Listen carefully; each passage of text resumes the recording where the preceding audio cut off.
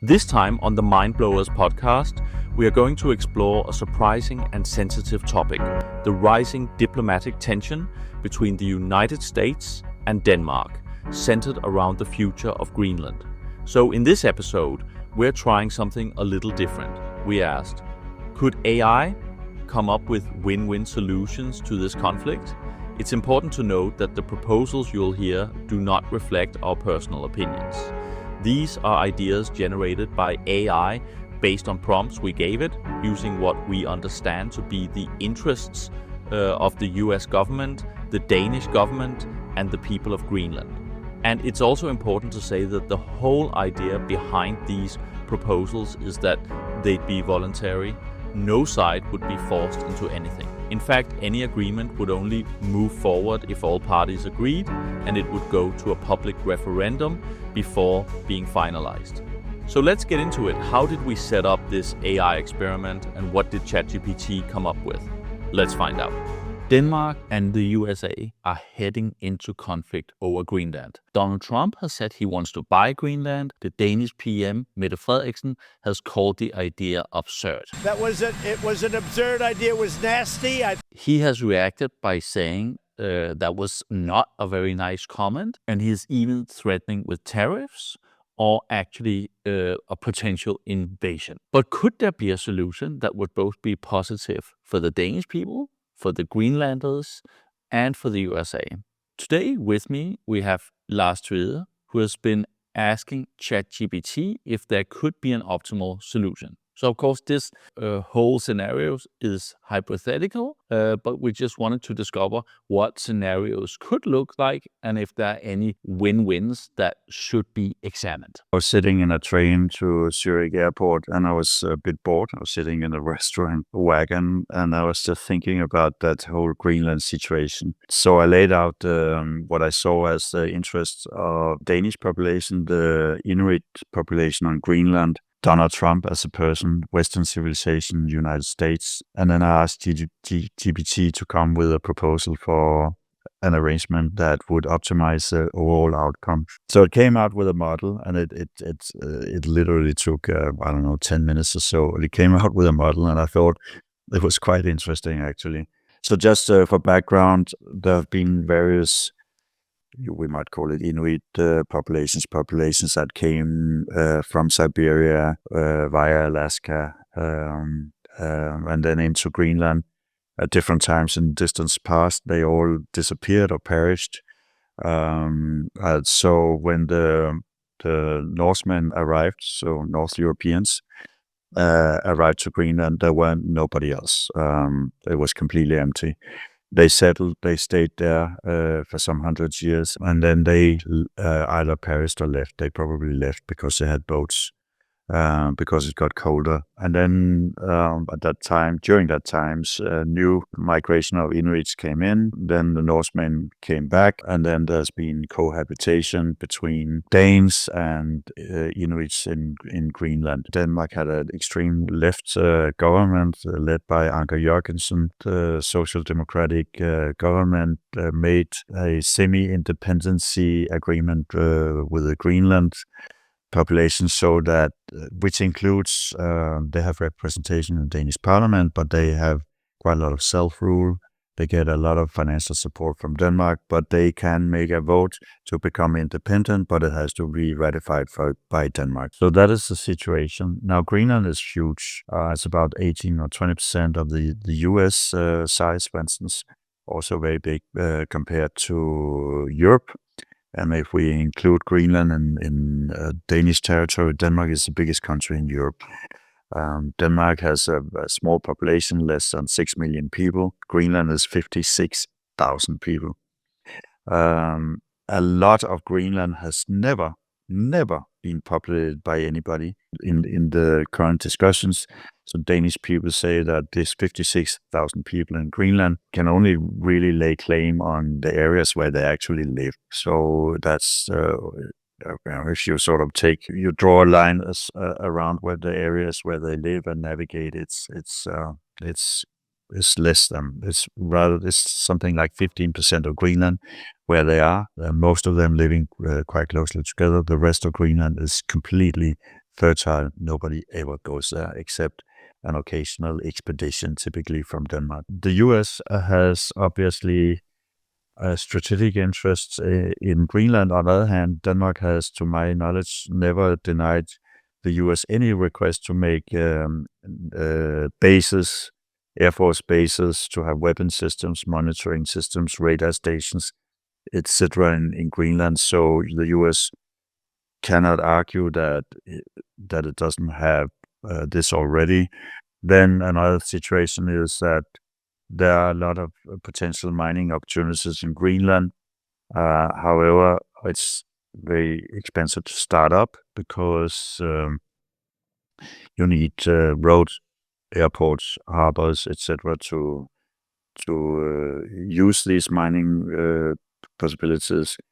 And there's been a very successful endeavor where, over a number of years, where Denmark has organized the use of cryolites, the mining for cryolite, and I don't even know what it's called in English, but in Greenland, and made some money of that, but a lot less money than Denmark has given Greenland in financial support over the years.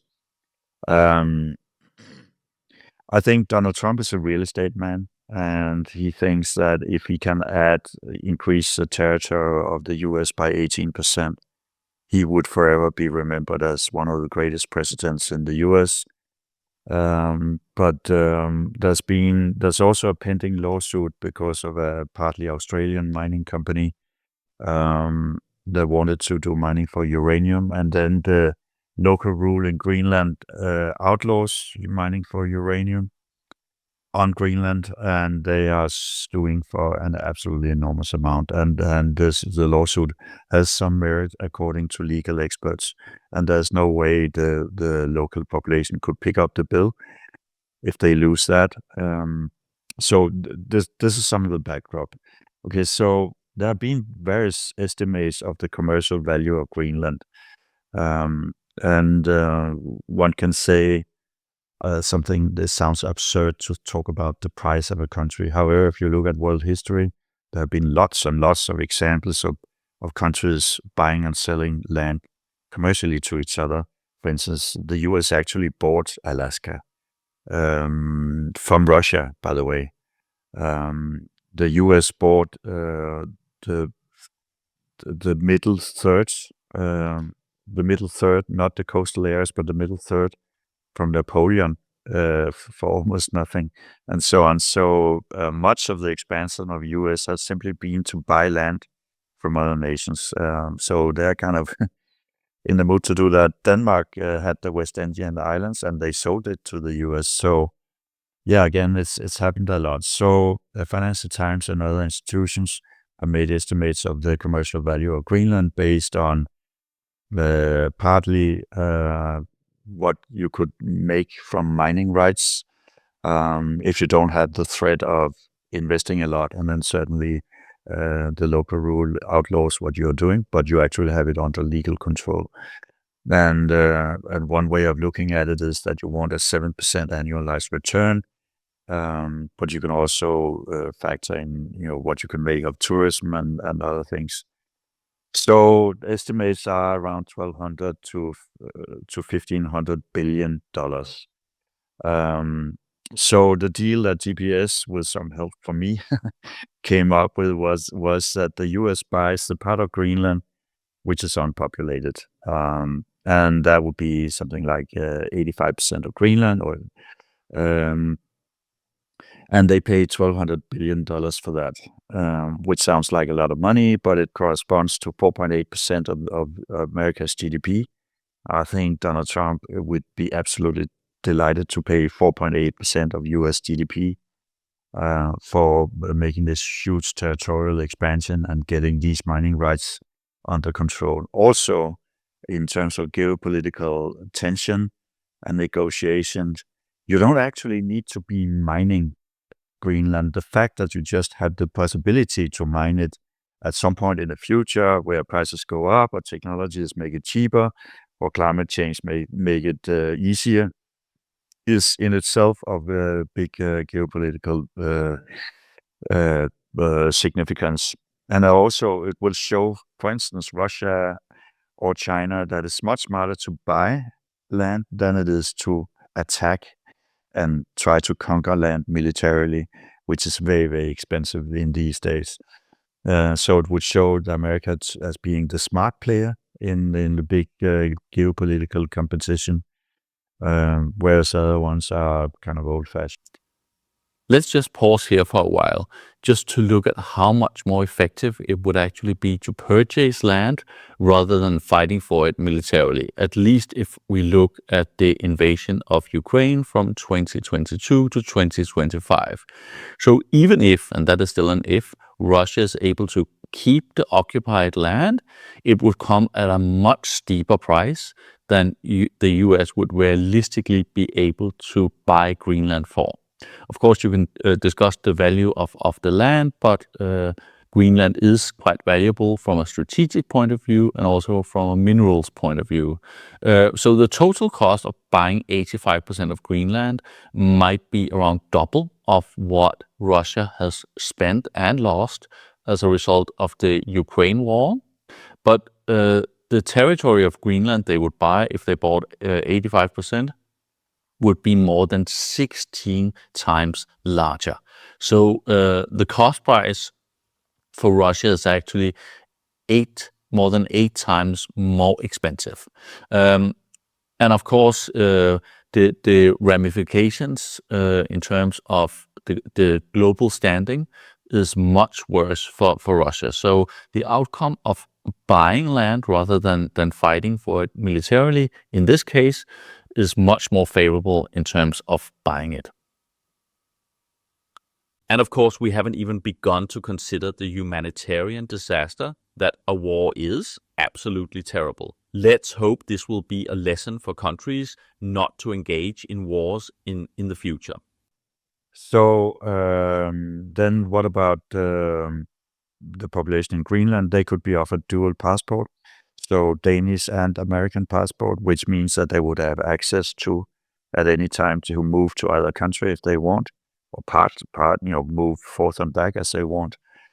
They could each inhabitant could get a signing bonus of 1.4 million Danish kroner, which is what is that? That's about $200,000 tax-free, regardless of age. So for a family of 4, that would be really a very significant amount. You could have 2 sovereign wealth funds, a small one for the very tiny Inuit population, and then a big one for Denmark.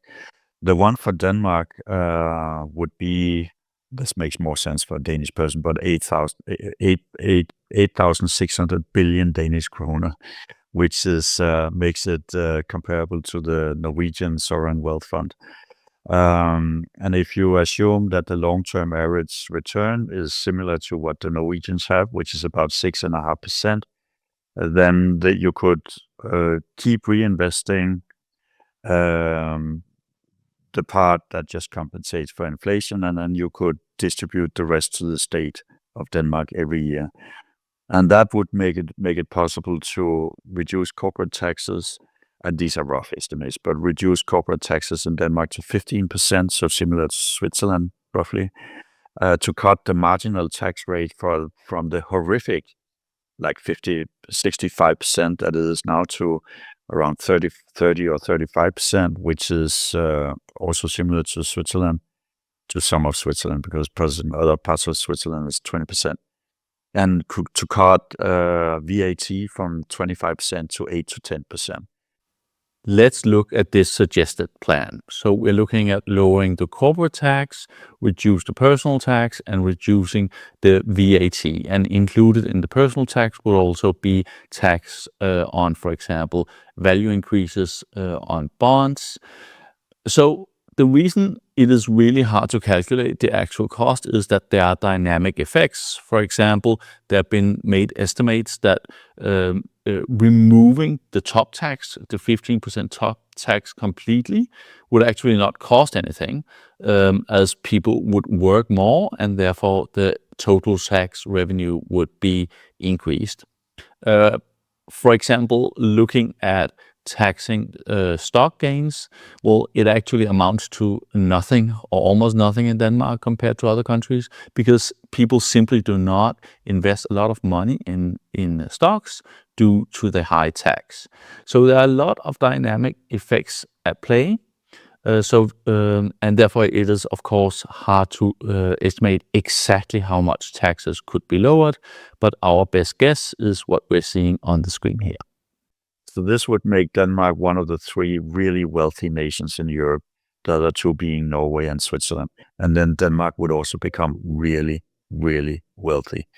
And if it does it like this, the way I described, it would remain really, really wealthy for as long as eyes can see.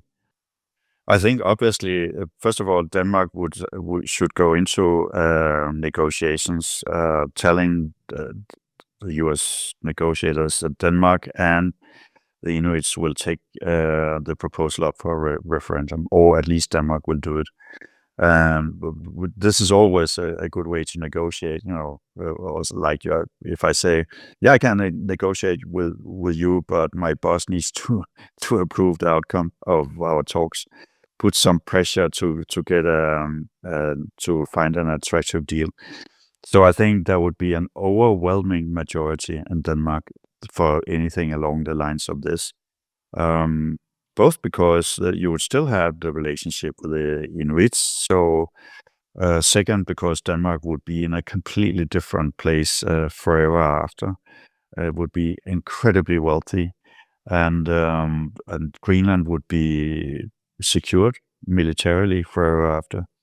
So it's for me, it's really, really difficult to see what the downside is, but the upside is massive.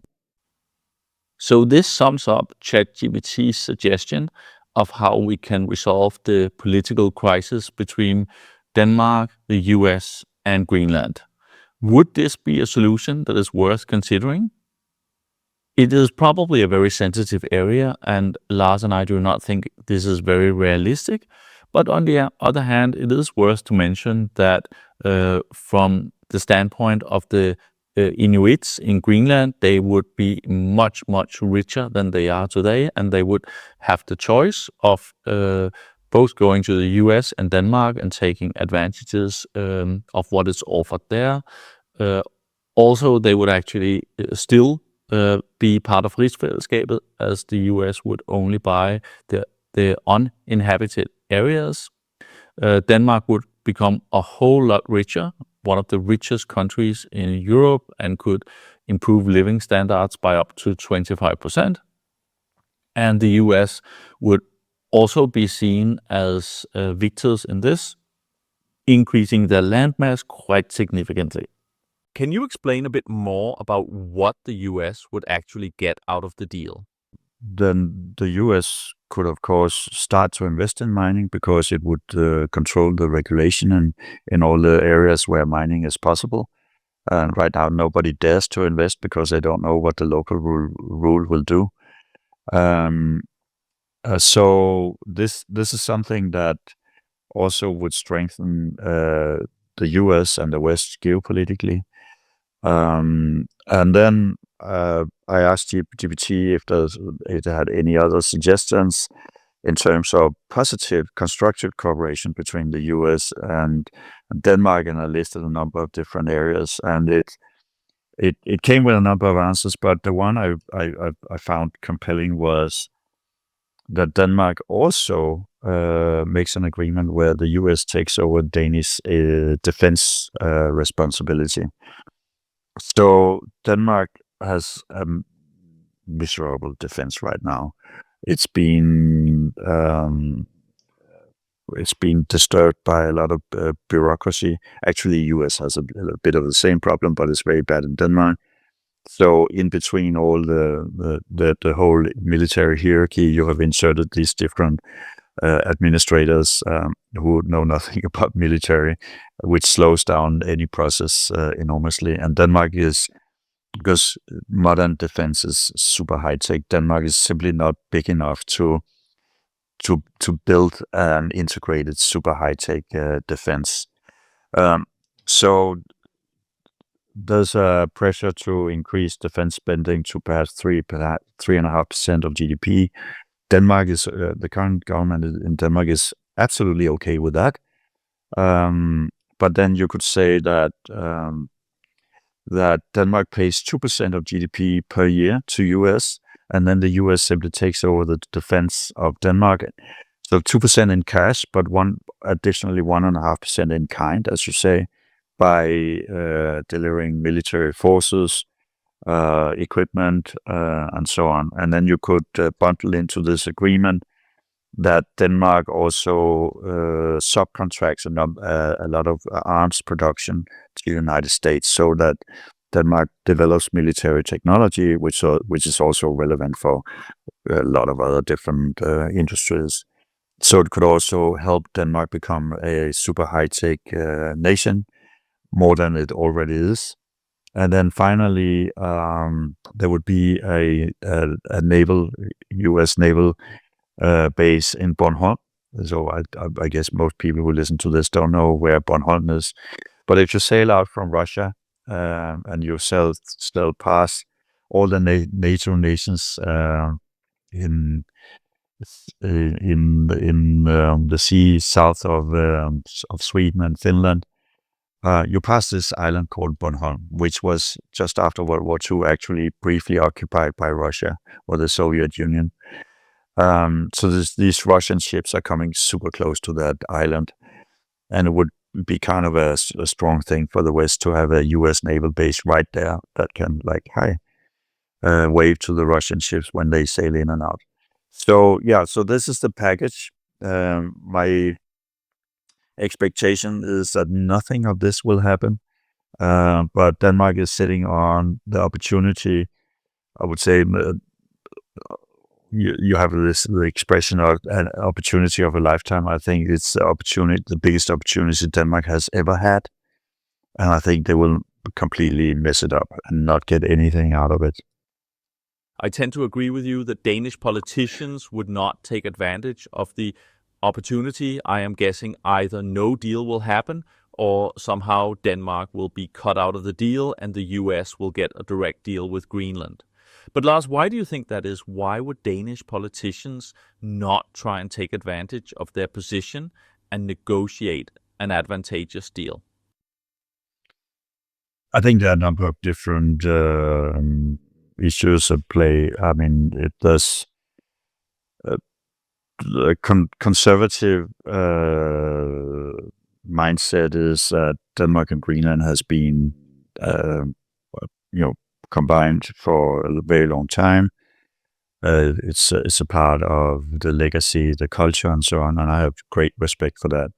However, I think that applies to the people, not the land. So I don't think that many Danish people wake up every morning and think, I feel so happy because I own a stake of some ice, unpopulated ice and unpopulated mountains in Greenland. And this is really important for me.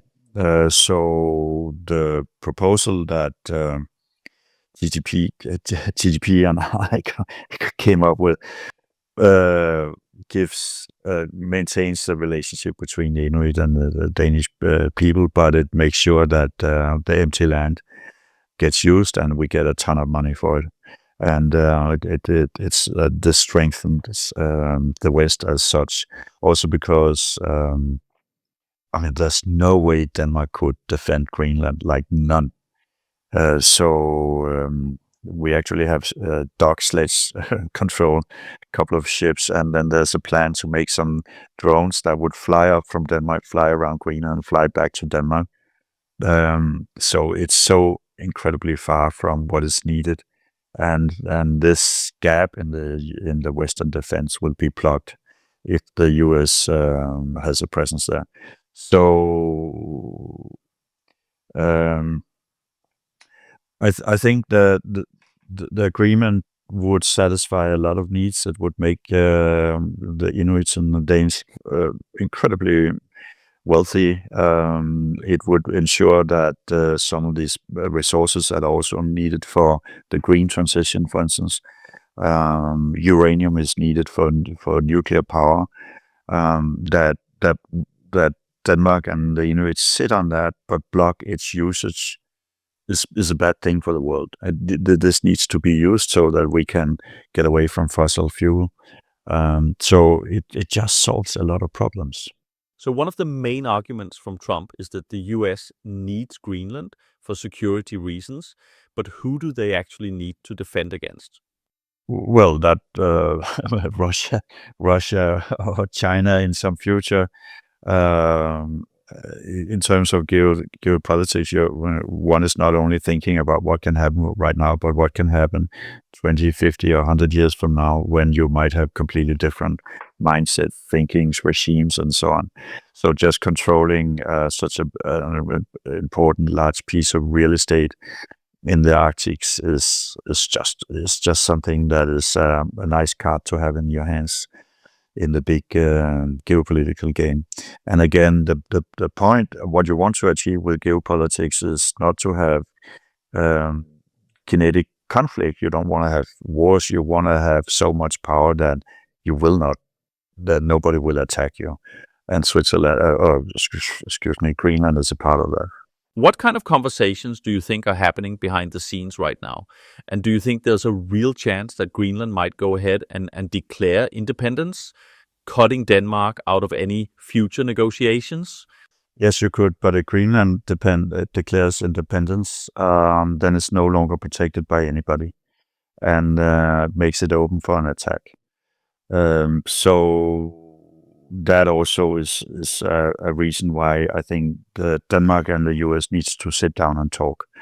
And of course, you and I cannot know whether such talks are ongoing right now, but I think it's a disgrace if they aren't. And again, we're talking about trying to find an agreement which improves the situation for everybody, for the Danish population, for the Inuit population, for the American population, and for Western security. And not having those talks. I mean, you can always walk away from a talk, but not having them, I think, would be highly irresponsible. What are your thoughts on the Danish Prime Minister's reaction to Trump proposing to buy Greenland? That she flat out says that Greenland is not for sale under any circumstances. Do you believe it is tactics or should be understood literally? If somebody comes and say, hey, I want to buy your house, let's say a rich person just rings your doorbell and say, I want to buy your house. What would you say first? I think a lot of people would say it's not for sale. And then the other party would say, but I'm willing to pay a lot. And then you start talking. I mean, you are not just saying, yeah, give it to me. So I think her reaction was a gut reaction, a natural gut reaction, but it's also, even if she was interested in a transaction, it would be the right thing to say first. But now it's getting real, I think. And again, I think one should explore which possibilities there are for a mutually agreed voluntary deal that improves the lot of everybody. But what do you actually think will happen? Will we see some type of deal anytime soon? I think there are two possibilities. One is that nothing happens, and the other thing is that the Greenland self-rule declares independence, and it gets up for ratification in Denmark. Denmark ratifies it, and then they do a deal and sell themselves to the US. Yes, so in the second one, Denmark will lose everything, and in the first instance, Denmark would gain nothing. Okay, so with this in mind, what do you actually think is going on in the political circles in Denmark and the US, and what sort of outcomes do you believe are being considered? Really hard for me to guess. I could imagine, for instance, that there are some talks with the American ambassador to Denmark, for instance, sort of unofficial low-level talks to just scan the territory. That from Denmark, it's also there's for sure an interest in calming this down by some sort of understanding with the US. I'm just from I'm just concerned that the Danish government, because I know who the Danish government is, that they will completely waste the opportunity they have right now. I think obviously, first of all, Denmark should go into negotiations, telling the U.S. negotiators that Denmark and the Inuits will take the proposal up for a referendum, or at least Denmark will do it. This is always a good way to negotiate. Also like if I say, yeah, I can negotiate with you, but my boss needs to approve the outcome of our talks. Put some pressure to get to find an attractive deal. So I think there would be an overwhelming majority in Denmark for anything along the lines of this. Both because you would still have the relationship with the Inuits. So second, because Denmark would be in a completely different place forever after. It would be incredibly wealthy, and Greenland would be secured militarily forever after. So it's for me, it's really, really difficult to see what the downside is, but the upside is massive. So I would guess like at least 80% of Danes would vote for. Okay, but from what I am hearing, there seems to be a lot of resistance to doing any kind of deal with the US regarding a potential sale of Greenland, both in Greenland itself and Denmark. What do you think it would take to change people's mind? If people realize that their standard of living will become massively better, and that Denmark will be assured, then there might be some of the extreme left that say we shouldn't trade with a country. But on the other hand, these would be the same people who think that Denmark are evil colonialists, and so they would also think that Denmark should stop being evil colonialists. And if the Inuits also have a say and they also agree on it, then if nobody disagreed, or virtually nobody disagreed because they're all better off, then I think it would be massive majority for it. And also, it's also you have these polls also now where you ask people, do you want to be sold or be part of the US or something super simplistic like that? Then you get an immediate answer. But if you say you're still a part of Denmark, but you get a dual passport, and now I'm talking about the Inuits, you're still a part of Denmark, you get a dual passport, your standard of living will be 5 times as high, and there will be more job opportunities. Would you like that, or do you prefer to keep it as it is? I think at least 80% would say yes. You might be totally for or totally against the idea of Denmark ever considering selling Greenland to the US, or maybe you think Denmark doesn't even have the right to make that decision. Some people feel that borders should just, stay as they are. Others might think that mining for minerals in Greenland is a bad idea, environmentally or politically. There are plenty of arguments on both sides and good reasons for having strong opinions either way. But from my own experience, and I've been involved in some pretty complex negotiations over the years, the best outcomes usually come when people walk into the room open-minded, but also really clear about what they actually want.